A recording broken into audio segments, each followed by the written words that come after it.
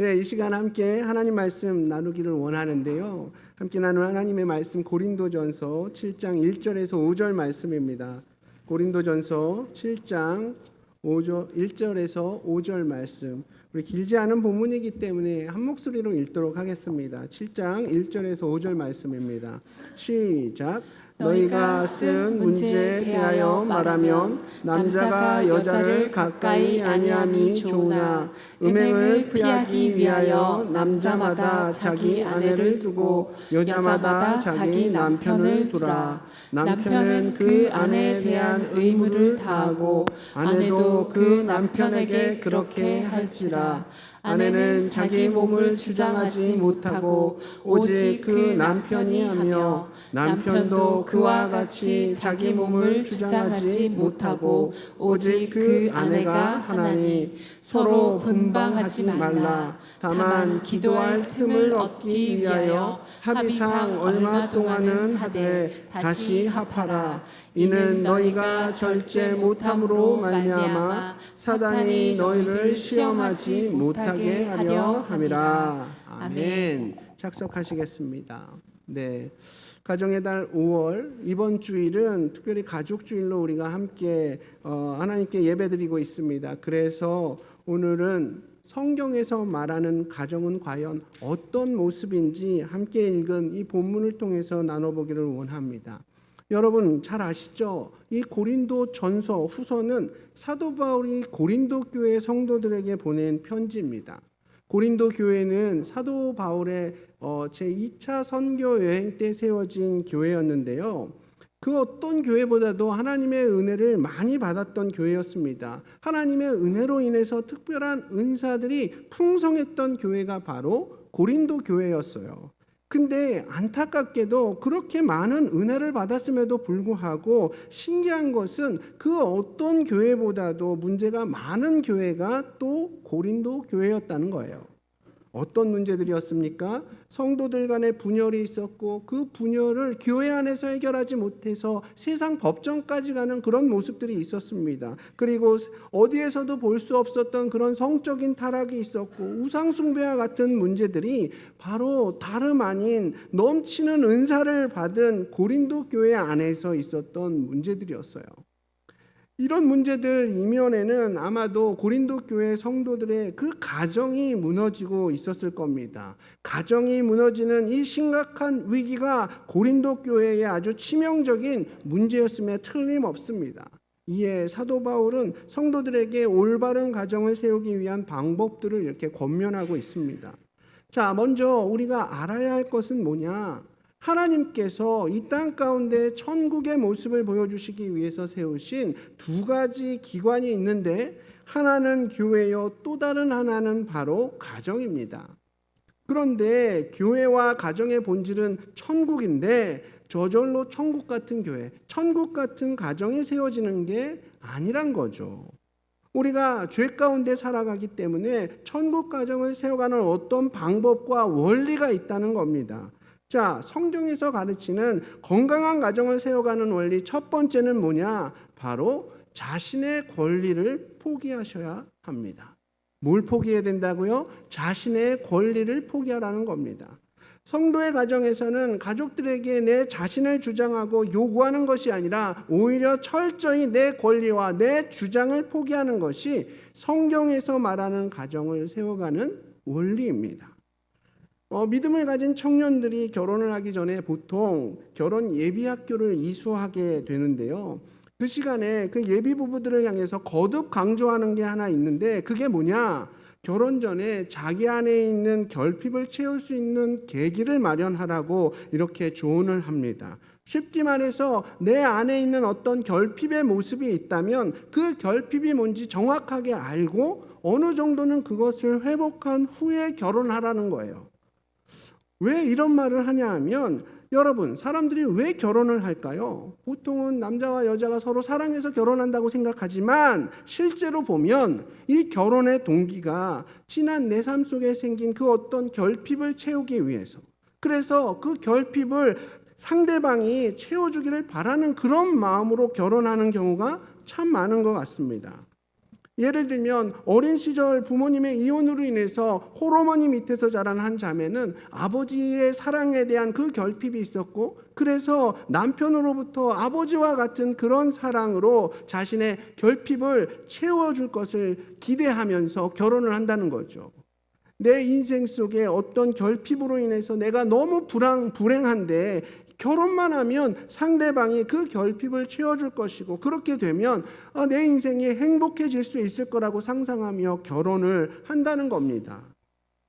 이런 각자의 결핍을 채워주기 원하는 두 사람이 만나서 결혼을 하게 되면 어떻게 되겠어요?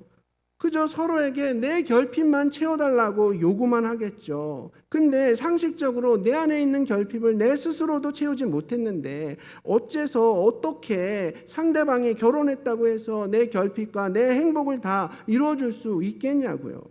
이게 바로 불행한 결혼 생활의 씨앗이 되는 겁니다.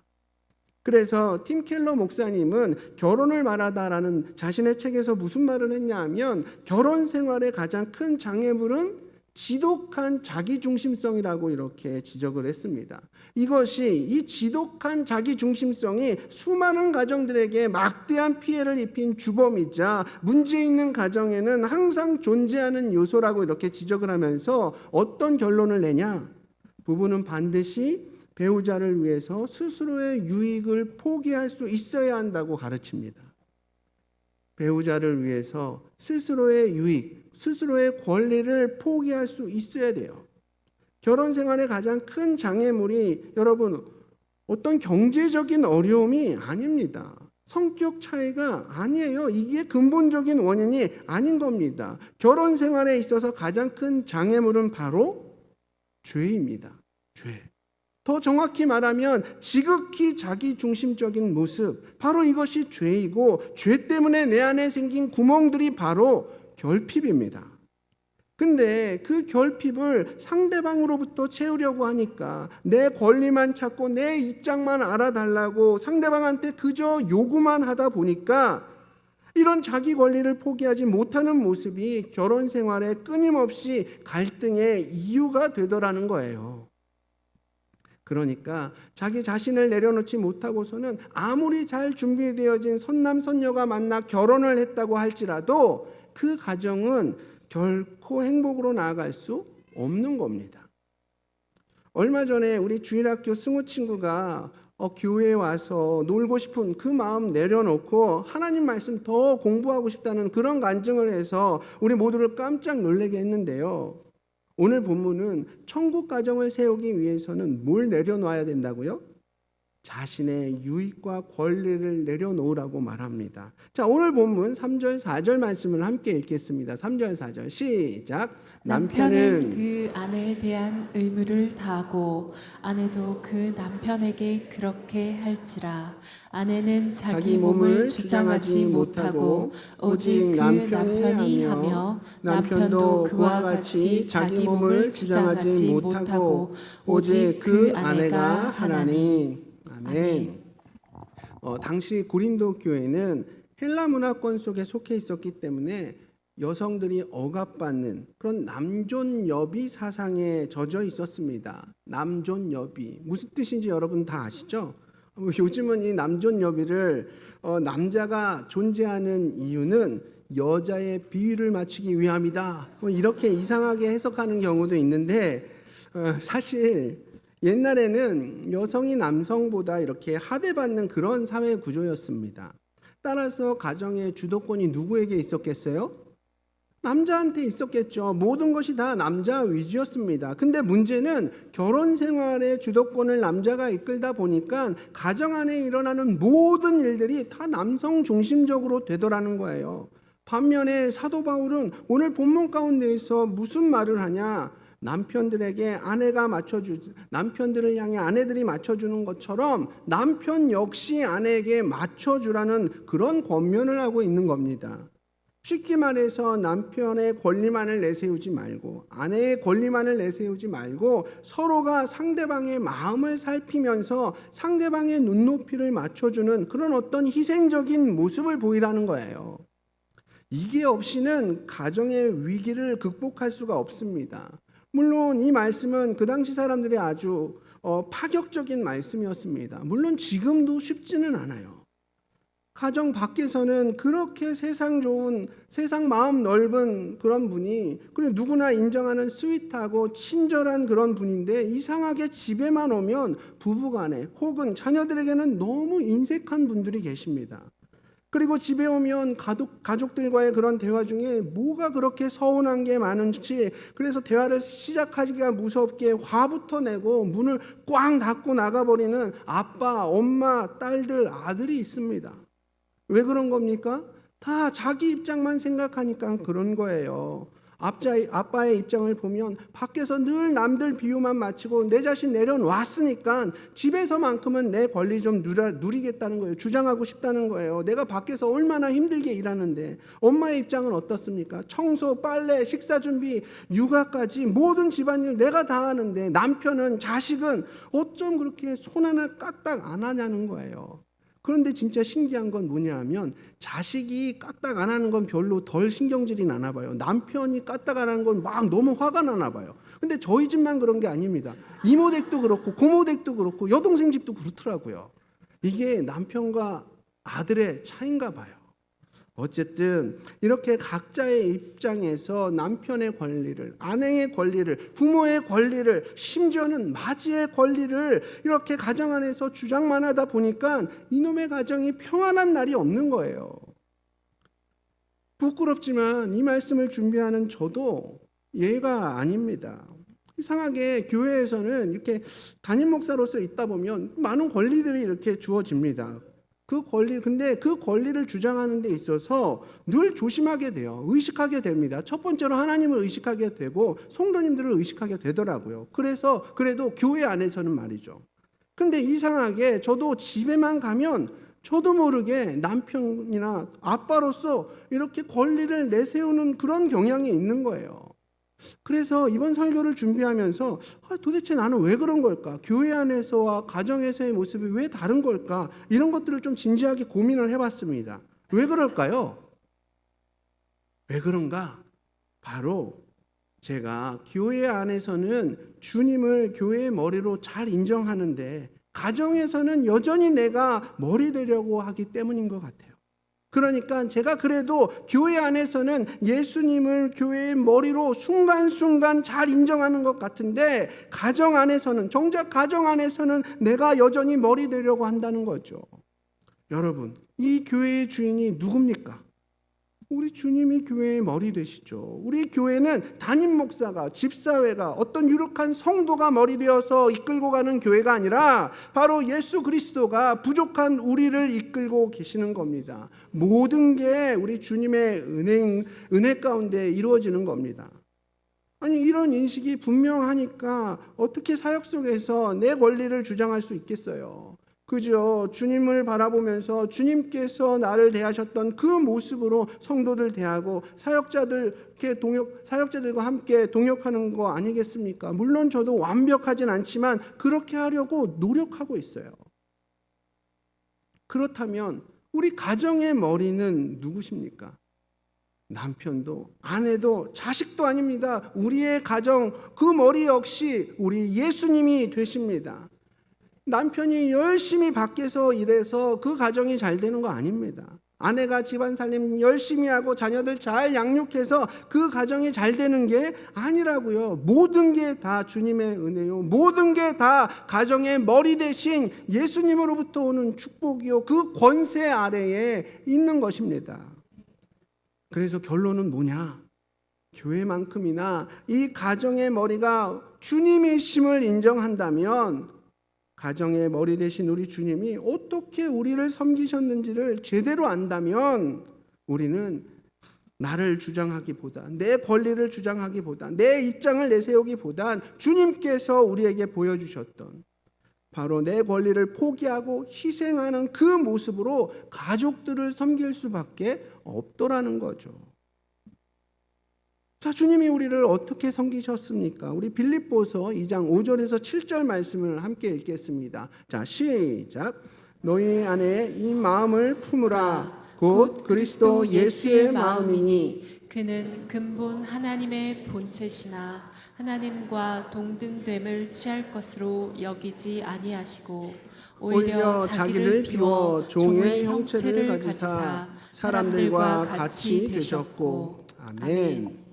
예수님은 우리와 같은 사람의 모습으로 이 땅 가운데 오셨지만 그분은 하나님이십니다. 하나님이신 예수님이, 만유의 왕이신 예수님이 이 땅 가운데 가장 낮은 자리로, 섬김의 자리로 나아가셨잖아요. 왜 그러셨습니까? 저와 여러분들을 구원하시기 위해서. 그분은 우리를 구원하기 위해서 당신의 모든 권한과 권리를 기꺼이 포기하셨습니다. 가장 비참하고 낮은 그 십자가의 길로 나가셨어요. 그렇다면 그 은혜로 구원받은 우리가 우리 안에 계신 예수님을, 그 예수님의 그 은혜를 따라서 매 순간순간을 살아간다면 교회 안에 있든지 가정 안에 있든지 우리가 하나님의 아들이신 예수님의 은혜 가운데 구원받았음을 믿고 있다면 우리 역시 그 예수님을 쫓아서 내 권리를 포기하며 가족들을 섬기는 것, 이게 마땅한 것 아닐까요? 사실 가정에서 내 권리를 포기하며 산다는 게 정말 쉽지 않은 일입니다. 왜 그러냐? 우리 가정은요, 영적 싸움터거든요. 치열한 영적 전투의 현장이거든요. 자, 성경에서 가르치는 건강한 가정을 세워가는 원리 두 번째는 뭐냐? 매일의 삶 속에 반복되는 영적 전투에서 승리해야 됩니다. 이 영적 전투에서 승리해야 건강한 가정을 세워갈 수가 있는 거예요. 아니, 방금 전에는 가정이 천국이라면서요. 근데 갑자기 영적 전투 현장이란 말 무슨 말입니까? 이런 질문 하실 수도 있겠는데, 가정의 본질은 맞습니다. 원래는 가정의 본질은 천국이에요. 그런데 그 안에 있는 영적 전투에서 승리하면 천국 가정이 되는 것이고, 영적 전투에서 지면 그땐 그 가정이 지옥이 되는 겁니다. 부부가 왜 자신의 권리를 포기하지 못하고 그렇게 죽도록 싸우는지 아십니까? 사단이 우리의 죄성을 뒤에서 충동질하고 있기 때문에 그런 거예요. 결국 부부싸움은 누구 좋으라고 하는 거예요? 사탄 좋은 일 시키는 겁니다. 부모 자식 간의 갈등 누구 좋은 일 시키는 거라고요? 사탄 좋은 일 시키는 거라고요. 자, 오늘 본문 우리 5절 말씀을 함께 읽겠습니다. 5절 말씀 시작. 서로 분방하지 말라. 다만 기도할 틈을 얻기 위하여 합의상 얼마 동안은 하되 다시 합하라. 이는 너희가 절제 못함으로 말미암아 사단이 너희를 시험하지 못하게 하려 함이라. 아멘. 바울은 가족 간에, 특히 부부 간에 있어서 서로가 잠깐 떨어져서 하나님 앞에 단독으로 기도할 때 아니고서는 결코 부부가 뭐 하지 말라? 분방하지 말라고 권면하고 있습니다. 왜요? 이유 없이 분방하게 되면 서로의 마음이 틀어져서 부부의 마음이 나뉘어지고, 분방하게 되면 그 틀어진 사이에 누가 들어온다고요? 그렇죠. 사탄이 들어와서 시험을 한다는 겁니다. 그러면 사탄은 왜 부부관계를 그렇게 넘어뜨리려고 하는 걸까요? 이건 너무 당연한 겁니다. 일단 부부관계가 힘들어지면, 서로 간의 마음이 이렇게 삐뚤어지면 그 마음 가운데 뭐가 생기겠어요? 미움이 생깁니다. 그리고 그 미움이 생기게 되면 믿음이 약해지게 돼서 그 마음에 낙심이 생겨요. 그리고 마음에 낙심이 되면 어떻습니까? 결국엔 기도의 자리로 나가질 않게 됩니다. 그 기도가 안 되기 시작하면 어때요? 하나님의 사랑으로부터 우리가 멀어지기 시작합니다. 당연히 이 부부의 갈라진 모습을 보면 또 자녀들은 어떤 마음이 들까요? 불안한 마음이 들겠죠. 엄마 아빠 싸우면 자녀들은 늘 불안해합니다. 그리고 자녀들의 그 불안으로 인한 그 문제 행동은 또 부모로 하여금 더 큰 시리에 빠지게 만듭니다. 그러면서 마침내 가정에서는 어떻게 서로를 향해 말하겠습니까? 아유, 하나님께서는 왜 저런 남편을, 아니 왜 저런 아내를, 왜 저런 자식을, 왜 저런 부모님을 내게 주셨습니까? 그 마음 가운데 이렇게 하나님을 원망하기 시작하더라는 거예요. 이렇게 가정을 넘어뜨리려는 사단의 유혹으로부터 가족 구성원들 모두가 경계하지 않으면 어떤 가정이라도 이 사탄의 유혹 앞에 넘어질 수밖에 없는 겁니다. 그래서일까요? 에베소서 5장 22절부터 6장 20절을 보면 여러분 오늘 댁에 가셔서 꼭 읽어보십시오. 에베소서 5장 22절부터 마지막 6장까지 쭉 읽어보십시오. 거기서 보면 5장 22절에 가정에 대한 이야기가 나오거든요. 그러면 먼저 부부 간의 관계에 대해서, 그리고 부모 자식 간의 관계가 어때야 되는지 일명 가정 매뉴얼로서 사도 바울이 쭉 설명을 하는 부분입니다. 근데 그 다음에 이어지는 내용이 뭐냐? 난데없이 마귀와의 싸움을 이야기하면서 하나님의 전신갑주를 입으라고 권면하기 시작합니다. 아니 왜 가정생활에 대한 권면을 하다가 갑자기 마귀와의 영적 싸움을 이야기하고 거기다가 하나님의 전신갑주를 입으라고 말할까요? 이게 뭘 말하는 거예요? 성도의 가정은 치열한 영적 전투의 현장이라는 겁니다. 그리고 그 싸움에서 이기기 위해서 전신갑주를 취하고 있으라는 거죠. 왜 자녀들이 부모님 앞에 순종하지 않는 걸까요? 왜 아내가 남편을 향해서 순종하지 못하는 걸까요? 왜 남편이 연애할 때처럼 아내를 사랑하지 못하는 걸까요?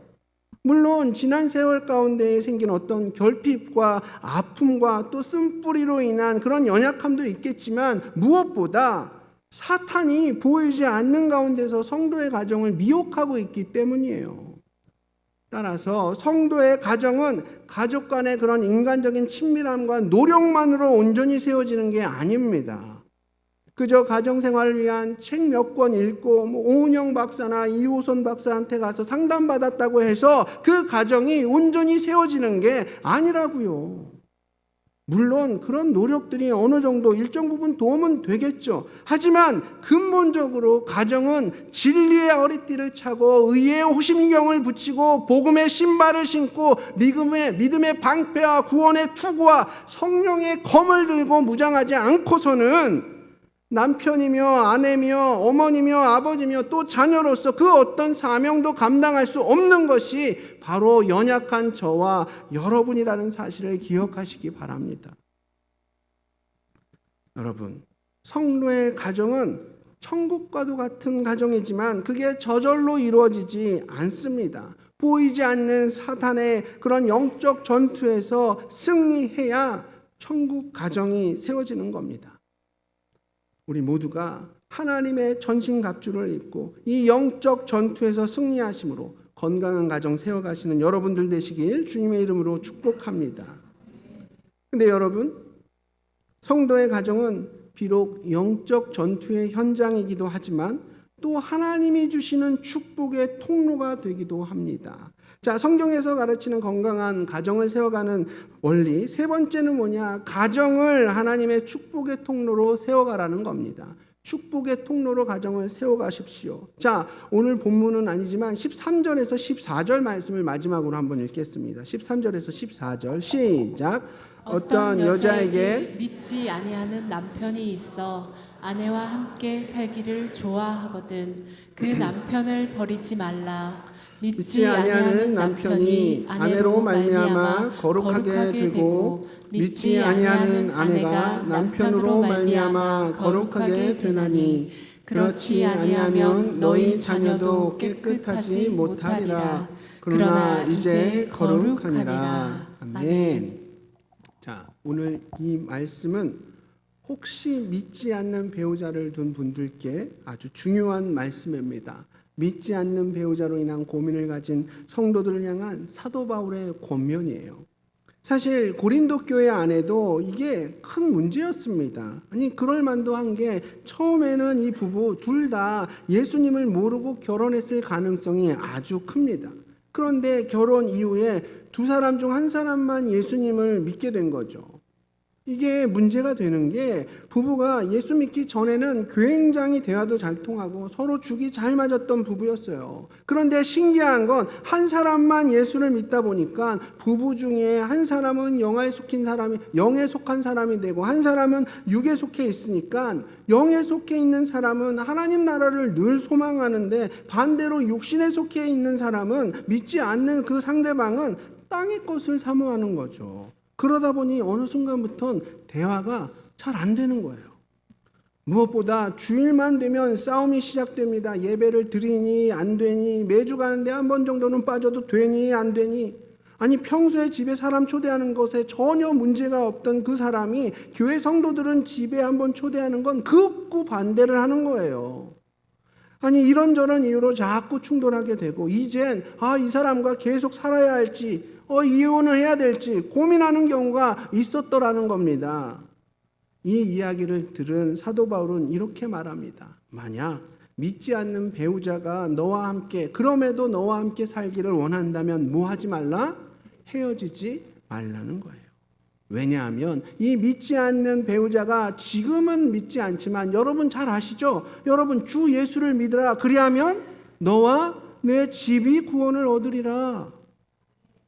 내 가정 안에 그 한 사람이라도 예수님을 제대로 믿는다면, 지금 이 배우자가 어떨지는 모르겠지만, 지금 이 자녀가 집 나간 탕자처럼 돌아오지 않는 그런 모습에 가슴 아플진 모르지만, 하나님의 때가 되었을 때, 하나님의 방법으로 인해서 그 바로왕과 같이 강팍한 남편의 마음 가운데도, 그 마음의 허망함 가운데 세상 것들 쫓아다니던 그 아내의 마음 가운데에도, 하나님의 놀라운 은혜를 알지 못했던 저 어린 자녀에게도 언젠가는 주님께로 돌아오는 그 날이 온다는 거예요.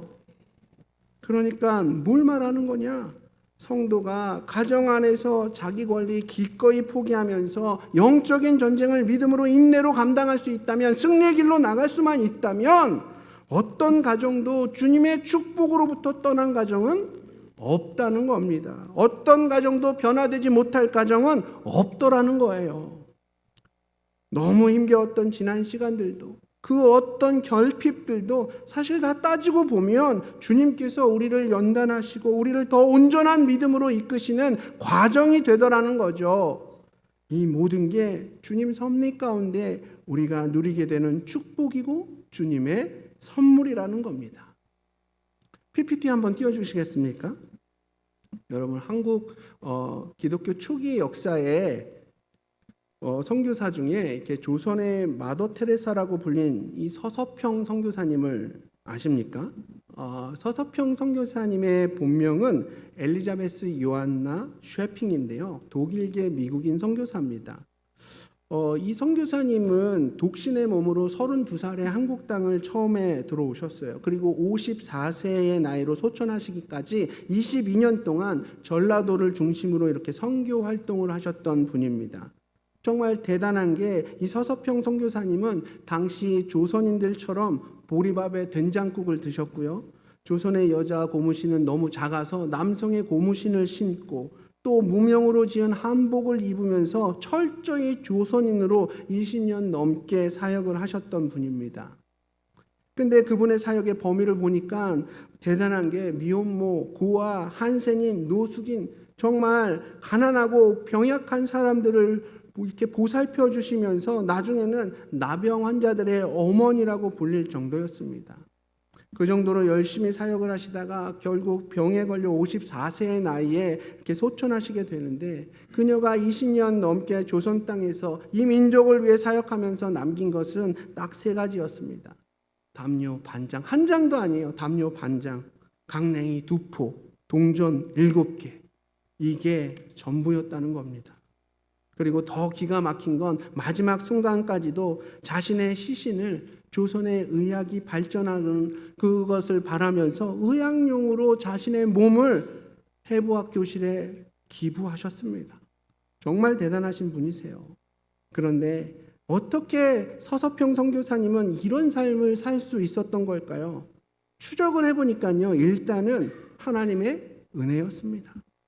근데 우리가 또 놀랄 것은, 이 서서평 선교사님이 이처럼 소외받고 버림받은 자들을 향해서 자신의 삶을 드릴 수 있었던 것은, 선교사님 자신이 어린 시절 부모로부터 버림받았던 아픔이 있었고, 그 아픔이 오히려 아픔 있는 자들을 향한 사명이 되더라는 거예요.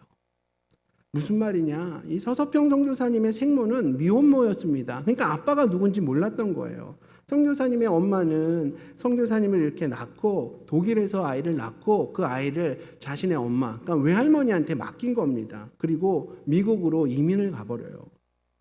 그렇게 엄마로부터 버림을 받은 겁니다. 근데 서선교사님이 11살 때 자신을 길러주셨던 외할머니마저도 돌아가심으로 선교사님은 고아가 된 지경이 되었습니다. 근데 다행히 미국에 계신 엄마를 다시 찾았고 그렇게 미국에서 그때부터 생활하게 됩니다.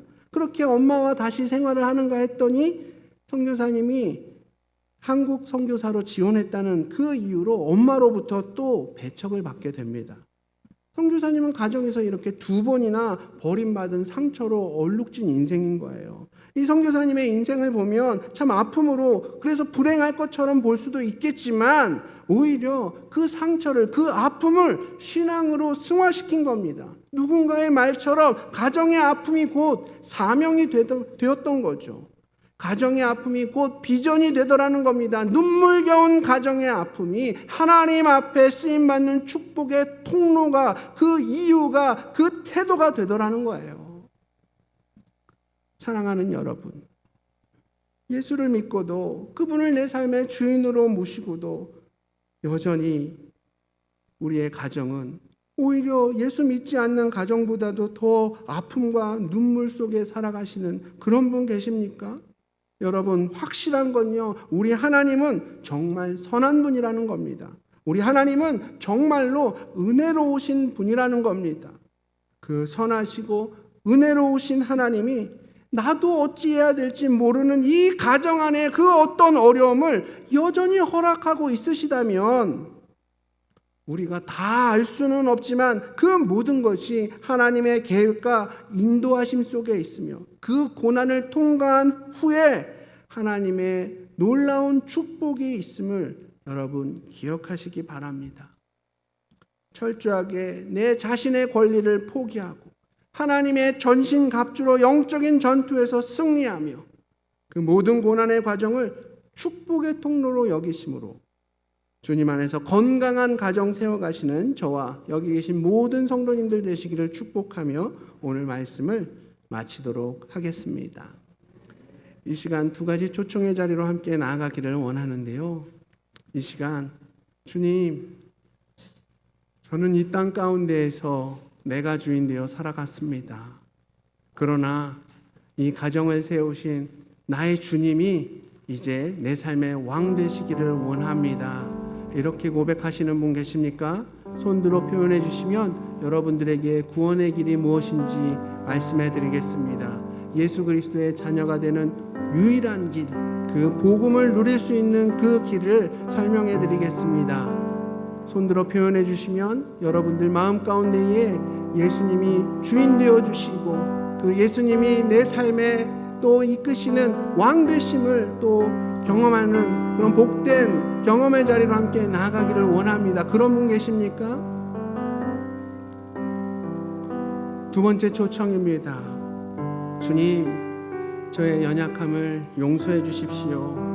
여전히 내려놓지 못한 내 권리를 포기하게 해 주십시오. 주님의 그 전신갑주를 입고 영적인 전투에서 승리하며 나갈 수 있도록 저를 함께 해주십시오. 내 삶의 어려움들이 주님의 그 축복의 통로가 되기를 소망하오니 저의 삶 가운데에 함께 임해 주시옵소서. 저의 삶을 붙들어 주시옵소서. 이렇게 고백하시는 분 계십니까? 손들어 표현해 주시면 여러분들을 위해 기도해 드리겠습니다. 우리의 삶 가운데에 가장 선한 길로 인도하시고 당신의 뜻 가운데 우리를 이끌어 가시는 주님의 섭리가 더 분명하게 드러나고 또 더 확신의 마음으로 그 길을 따라가는 우리가 되기를 소망합니다. 그렇게 결단하시는 분 계시면 손들어 표현해 주십시오. 여러분들을 위해 기도해 드리겠습니다. 네, 그 손 보았습니다. 아멘, 아멘.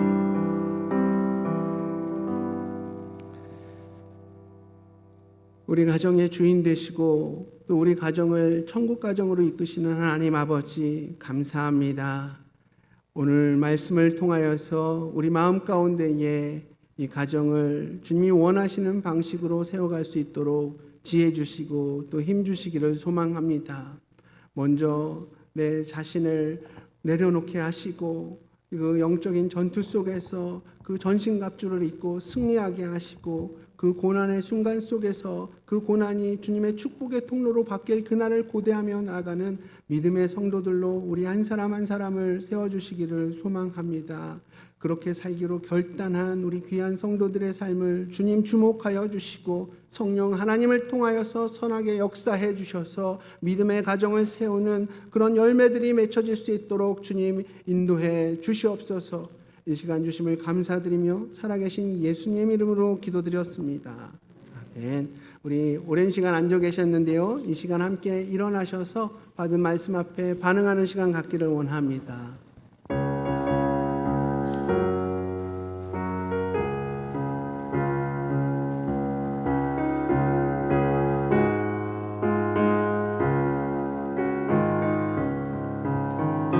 사철의 봄바람 불어있고 하나님 아버지 모셨으니 믿음의 반석도 든든하다.